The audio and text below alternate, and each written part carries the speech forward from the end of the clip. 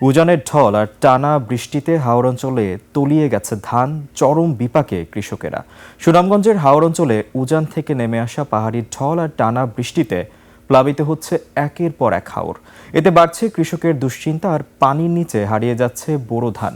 জেলার প্রায় 120টি হাওর ইতিমধ্যেই তলিয়ে গেছে। এতে ক্ষতিগ্রস্ত হয়েছে প্রায় 13,098 হেক্টর জমির ধান।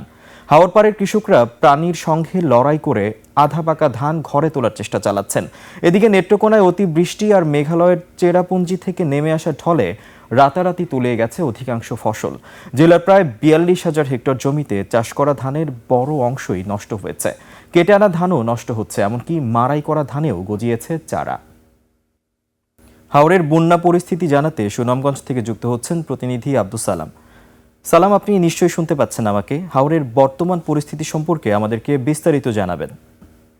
আপনাকে ধন্যবাদ। যেমনটি বলছিলেন, আমি এই মুহূর্তে দাঁড়িয়ে আছি সুনামগঞ্জের অন্যতম হাওরের ধারে, যেখানে গত কয়েকদিনের বাড়ি বর্ষণ আর পাহাড়ি জলের পানিতে এখন চলিয়ে যাচ্ছে। আমি এখন সরজমিনে সংশ্লিষ্টদের সাথে কথা বলছি।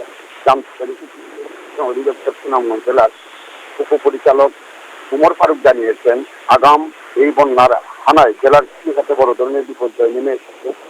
উপপরিচালক উমর ফারুকের দেওয়ার সর্বশেষ তথ্য অনুযায়ী সুনামগঞ্জ জেলায় ইতিমধ্যে প্রায় 13,098 হেক্টর জমির বুড়ো ধান পানির নিচে তলিয়ে গেছে।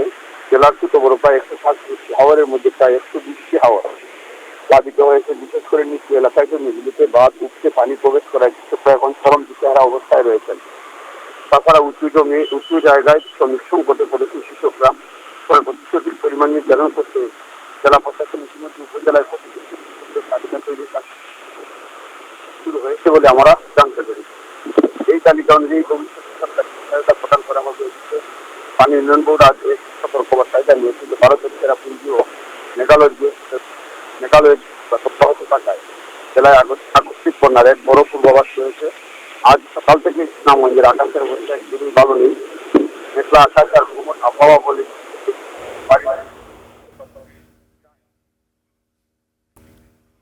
সুনামগঞ্জ থেকে যুক্ত ছিলেন সহকর্মী আব্দুস সালাম। সালাম, ধন্যবাদ আপনাকে।